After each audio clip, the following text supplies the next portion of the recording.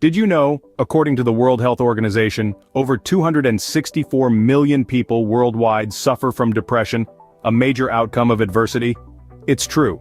Adversity, the difficulties or misfortune we all face in life, casts its long shadow across every corner of the globe.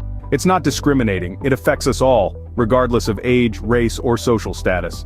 And the consequences are not just emotional. Adversity can lead to physical health issues, including the aforementioned depression, but also anxiety, stress, and even heart disease. It's an issue that's more pervasive than many would like to admit. However, it's not all doom and gloom. In understanding adversity, we can learn to navigate the storms it brings. This understanding equips us with the tools to minimize its negative impacts and turn it into a force for personal growth. But don't worry, adversity is a part of life, and there are effective ways to handle it. Stick with us to learn more. Take the story of J.K. Rowling, who faced multiple rejections before finding success with her Harry Potter series. Now, isn't that a tale of resilience? But what exactly is resilience? It's the ability to recover quickly from difficulties, to adapt and move forward in the face of adversity. It's the mental toughness that allows us to bounce back from failure and not let it define us. Think about Rowling. She didn't let the rejections deter her. Instead, she used them as fuel to continue, to persevere, and look where it got her. That's resilience in action. It's about standing up, dusting off the dirt, and trying again, and again and again. It's about understanding that failure isn't the end, but rather a stepping stone towards success. Resilience is an invaluable tool in our adversity tool belt. It's the spark that lights the way when everything else seems dark. Remember, resilience isn't about avoiding failures, but about bouncing back stronger. Consider the story of Steve Jobs, who was fired from his own company, Apple, but used this setback to create Pixar and Next. Now let's talk about change. Change is an inevitable part of life, and it's also a critical aspect of overcoming adversity. When faced with adversity, it's natural to resist change. We cling to the familiar, the comfortable. But by doing so, we might miss out on unexpected opportunities that could lead to growth and success. Take Steve Jobs, for example. Being fired from Apple could have been the end of his career. But instead of dwelling on his setback, Jobs embraced the change. He saw it as an opportunity to explore new ventures. As a result, he created two highly successful companies, Pixar and Next, both of which had a profound impact on the technology and entertainment industries. Change can be uncomfortable, but it's often the catalyst for growth. When we embrace change, we open ourselves up to new possibilities and opportunities. So remember, when adversity strikes, don't resist change, embrace it. Change can be uncomfortable, but it's often the catalyst for growth. Oprah Winfrey, a name synonymous with success, faced numerous challenges in her early life, but she sought support from mentors to overcome adversity. Now let's ponder on this for a moment. What if Oprah had tried to navigate her struggles alone? Would she be the influential figure we know today?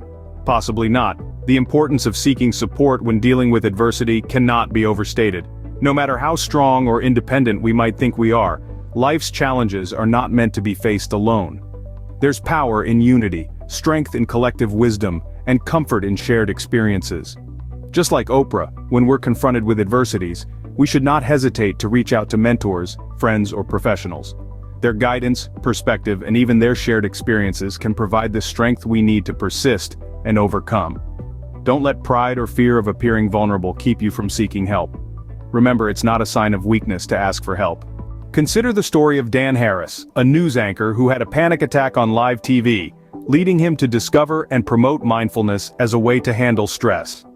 The world of mindfulness might seem overwhelming at first, but at its core, it's a simple concept. Mindfulness is about being fully present, aware of where we are, what we're doing, and avoiding being overly reactive or overwhelmed by what's going on around us. It's about noticing your thoughts, feelings, and physical sensations without judgment. Now, think back to Dan Harris's story. He was in the middle of his job, under the glaring studio lights when he was hit with a panic attack. He wasn't mindful at that moment. His mind was elsewhere, consumed by worry and stress. But after his panic attack, Dan discovered mindfulness, and it changed his life. He learned to manage his stress, to stay in the present moment, and to handle the pressures of his job without succumbing to panic.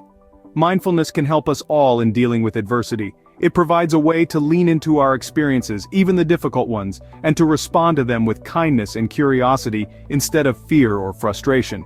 It allows us to observe our thoughts and feelings as they arise without getting swept away by them.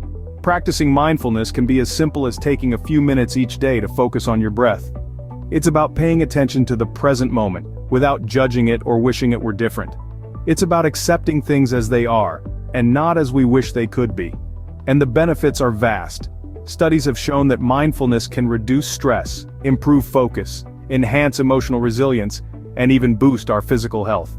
It's a tool that we can all use to navigate the ups and downs of life, to stay grounded when the world around us feels chaotic. So, next time you're faced with adversity, remember Dan's story. Remember the power of being present, of observing without judgment, of embracing the here and now. Because as Dan discovered, mindfulness isn't just about dealing with stress. It's about living a more balanced, fulfilled life. Mindfulness is a tool that helps us stay grounded in the present, reducing anxiety and stress. Consider the story of Richard Branson, who has dyslexia. He turned this adversity into an advantage, using his unique perspective to create innovative businesses. Branson's dyslexia didn't deter him, instead, it gave him a different way of seeing the world. This unique viewpoint became his superpower, steering him towards his entrepreneurial journey and the creation of the Virgin Group. The key takeaway here is that adversity isn't necessarily a roadblock. It can also be a detour, leading us to paths we never would have considered otherwise. It's about reframing our perspective, viewing adversity not as a setback, but as an opportunity for growth. And it's not just about overcoming adversity, but utilizing it, harnessing its energy to fuel our ambitions. This is the art of turning adversity into an advantage. It's about taking what life throws at us, and using it to forge a path to success. Adversity can be a powerful catalyst for innovation and success when approached with the right mindset.